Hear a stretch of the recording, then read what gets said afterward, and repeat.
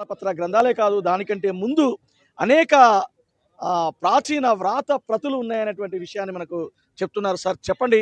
ఆహ్, ఈ ఈ అంశం మీద మీరు ఏం చెప్పదలుచుకున్నారు పాఠకులకు? తప్పకుండా. ముఖ్యంగా మనం తెలుసుకోవాల్సిన విషయం ఏంటంటేనండి, ఇప్పటివరకు మనమందరం కూడా పబ్లిష్డ్ బుక్స్ అధ్యయనం చేసి ఈ స్థాయికొచ్చాం. కానీ పబ్లిష్డ్ బుక్స్‌లోనే ఎన్నో మనకు తెలియని విషయాలుంటాయి. పబ్లిష్ కాని ఈ ప్రాచీన వ్రాతప్రతుల్లో ఇంకెన్ని విషయాలుంటాయి ఊహించండి. ఈ ప్రాచీన వ్రాతప్రతుల గొప్పతనం తెలుసుకొని విదేశీయులు సామ, దాన, దండోపాయాలతో తీసుకెళ్ళిపోయి వాటిని అధ్యయనం చేసి వాళ్ళ భాషలోకి ట్రాన్స్‌లేషన్ చేసుకొని మా శాస్త్రవేత్తలు కనిపెట్టారు, మా శాస్త్రవేత్తలు కనిపెట్టారు అని ప్రపంచానికి చాటి చెప్తున్నారు. కానీ మన భారతదేశంలో పరిస్థితి ఏంటంటే ఎవరినైనా అడగండి, న్యూటన్ తెలుసా అంటే తెలుసంటారు. అరిస్టాటిల్ తెలుసంటారు. ఐన్‌స్టీన్ తెలుసంటారు. కౌటిల్యుడు తెలుసా? తెలీదు. ధన్వంతరి తెలుసా? తెలీదు. భాస్కరాచార్యుడు తెలుసా? తెలియడు. చరకుడు తెలుసా? తెలీదు. సుశ్రుతుడు తెలుసా? తెలీదు. ఎందుకు? ఎందుకని అలా అంటారు అనంటే, మన భారతదేశంలో ఎలా భావిస్తున్నారంటే ప్రాచీన వ్రాతప్రతులంటే కేవలము తాళపత్రాలు మాత్రమే ఉంటాయని, కేవలము God related things, past happenings అంటే జరిగిపోయిన విషయాలు, భగవంతుడికి సంబంధించిన విషయాలు మాత్రమే ఉంటాయని ఒక అపోహలో ఉన్నారు. అది కరెక్టేనండి. కాకపోతే మన పూర్వులు ఎప్పుడు హద్దులు ఏర్పాటు చేసుకోలేదండి. వాళ్ళు కనిపెట్టిన ఎన్నో సమస్యలకి పరిష్కారాలు, ఎన్నో శాస్త్ర విషయాలు ప్రాచీన వ్రాతప్రతుల్లో రాసి నిక్షిప్తం చేశారు అనేది మనకు తెలియాలి. అలాగే తాళపత్రాలు ఒకటే కాదండి, ప్రాచీన వ్రాతప్రతులు అంటే ఎన్నో రకరకాలు ఉన్నాయి. ఏంటంటే అవి ఇటుకలు అవ్వచ్చు, కొండరాళ్ళు, బండరాళ్ళు, రాతి స్తంభాలు అవ్వచ్చు, జంతు చర్మాలు అవ్వచ్చు, ఏనుగు దంతాలు అవ్వచ్చు, ఒంటి ఎముకలు అవ్వచ్చు, తాళపత్రాలు అవ్వచ్చు, బూర్జు పత్రాలు అవ్వచ్చు, అలాగే బొమ్మలతో ఉన్నవి అవ్వచ్చు, పెప్రస్ ఉపయోగించి రాశారు. ఇలా దాదాపు 20 రకాల పైన వస్తువులు ఉంటాయి. ఇప్పుడంటే ప్రాచీన వ్రాతప్రతులు అనేవి ఎంతవరకు కూడా సెల్ ఫోనుల్లోనూ లేకపోతే చిప్స్ రూపంలోను, పెన్ డ్రైవ్ రూపంలోను ఈ టైప్‌లో మారిపోయింది. ఒక రకంగా చెప్పండి, రాత అనేది ఇప్పుడు లేదనుకోవచ్చు. ఎందుకంటే కొన్ని సాఫ్ట్‌వేర్‌లు ఉన్నాయి. డౌన్‌లోడ్ చేసుకుంటే మనం మాట్లాడుతుంటే స్క్రిప్ట్ వచ్చేస్తుంది. పూర్వకాలంలో ఎన్నో ఉన్నాయి. కాకపోతే ఏంటంటే ఇక్కడ నేను చెప్పొచ్చేది ఏంటంటే, మన ప్రాచీన వ్రాతప్రతుల్లో మనకు తెలియని ఎన్నో విషయాలున్నాయి. ఎన్నో సమస్యల పరిష్కారాలున్నాయి. ఎన్నో శాస్త్ర విషయాలున్నాయి. అవన్నిటిని కూడా వెలుగులోకి తీసుకొచ్చినట్లయితే మనకి సమాజానికి ఎంతో ఉపయోగం ఉంది.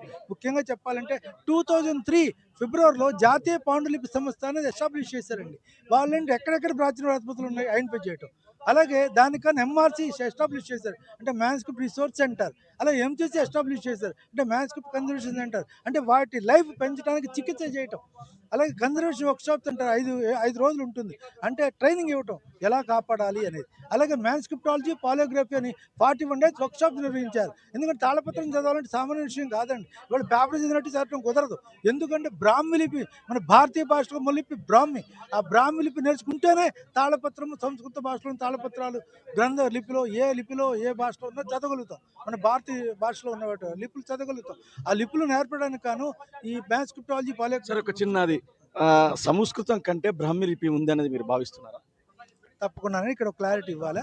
ఎందుకంటే బ్రాహ్మీ లిపి అనేది భారతీయ భాషకు మూలలిపి బ్రాహ్మి. పాశ్చాత్య భాషలైన పర్షియన్, అరబిక్, ఉర్దూకి మూలలిపి ఖరోష్టి. ఇక సంస్కృతం ఏంటంటే మనం మాక్సిమం నెంబర్ ఆఫ్ వ్రాతప్రతులు అది ఏ రూపంలోనే ఉండండి. అది కాగితం రూపంలో ఉండొచ్చు, తాళపత్రాల రూపంలో ఉండొచ్చు, ఇంకా వేరే బూర్జుపత్రాల రూపంలో ఏ రూపంలో ఉన్నప్పటికీ కూడా సంస్కృతంలో manuscript 90% of the manuscripts are in Sanskrit. కాతే ఇక్కడ తెలుగు లిపిలో ఉండొచ్చు. ఉత్తరాది ప్రాంతాల్లో దేవనాగరి లిపి అంటే హిందీ లిపిలో ఉండొచ్చు. తమిళనాడు వెళ్తే గ్రంథ లిపిలో ఉండొచ్చు. అలా రకరకాల లిపుల్లో ఉంటుంది. కానీ సంస్కృతం తాళపత్ర ప్రతి పరిష్కరించి ప్రచురించాలంటే బ్రాహ్మి లిపి తప్పకుండా నేర్చుకుని ఉండాలా. అలా పర్షియన్, ఉర్దూ, అరబిక్ చేయాలంటే ఖరోష్ లిపి నేర్చుకుని ఉండాలా. అలా లిపుల గురించి ఒక ఒక చిన్న క్లారిఫికేషన్ సార్. అసలు సంస్కృతానికి లిపే లేదు. అది హిందీలో వాళ్ళే సంస్కృతం అంటారు. ఎక్కడ ఉంటే అక్కడ అంటారు. మీరు చెప్పేది సంస్కృతానికి మూలమైన లిపి బ్రాహ్మీ లిపి అంటున్నారు. ఇది సంస్కృతం మూలం కాదు. భారతీయ భాషకు అన్ని భాషలకు భారతీయ కన్నడ అవ్వచ్చు, తమిళ్ అవ్వచ్చు, తెలుగు అవ్వచ్చు, అన్ని భారతీయ భాషకు మూల లిపి బ్రాహ్మి. ఈ సమాజంలో దానికంటే ముందు మనిషి సమాజానికి అందించినటువంటి అనేక అంశాలున్నాయి.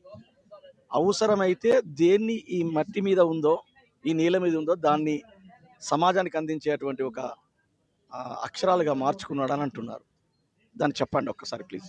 ఇక్కడ ఒకటండి, మన భారతదేశంలో ఈ ప్రాచీన వ్రాతప్రతుల పట్ల అవగాహన శూన్యం. ఒకళ్ళు ఉన్నా ఏదో తాళపత్రాలు అంటారు. అది కూడా ఆధ్యాత్మిక విషయాలు అవే ఉంటాయి అనుకుంటున్నారు అంతే. ఎందుకు లేదు అంటే అవగాహన ఎల్‌కేజీ నుండి పీహెచ్‌డీ స్థాయి వరకు ఎక్కడా కూడా చిన్న పాఠ్యాంశం లేదు. కాకపోతే రీసెంట్‌గా జనవరిలో జ్ఞాన భారతం అనేది ఒక సంస్థను స్థాపించారు. కల్చర్ డిపార్ట్మెంట్ సెంట్రల్ గవర్నమెంట్ వాళ్ళు. దాని ద్వారా ఎక్కడెక్కడ రాతపోతులు ఉన్నాయి వెతికి పట్టుకోవాలి, దాన్ని డిజిటలైజేషన్ చేయాలి. అలాగే మనకి కన్జర్వేషన్, దాని లైఫ్ పెంచాలి, అలాగే అధ్యయనం చేయాలి, వెలుగులోకి తీసుకురావాలని ఒక తపనతో చేశారు.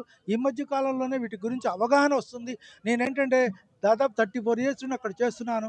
అంచెలంచెలుగా ఎదుగుతూ మీ పెద్దల బ్లెస్సింగ్స్తో, సూచనలు, సహకారాలతో నేను ఈ అవకాశం ఈ మాత్రం చెప్పగలుగుతున్నాను. అంటే ఈ రాళ్ళు ఓకే. బంకమన్ను అంటే ఇక్కడ ఏంటి? చూడండి, ఇక్కడ చూస్తున్నారు కదా రాళ్ళు అంటున్నాం. ఈ రాళ్ళు 3-4 రకాలు ఉంటాయి. కొండరాళ్ళు, బండరాళ్ళు, రాతి స్తంభాలు, కొండ గుహలు, అట్లా దీన్ని శిలాలేఖ అని అంటాం.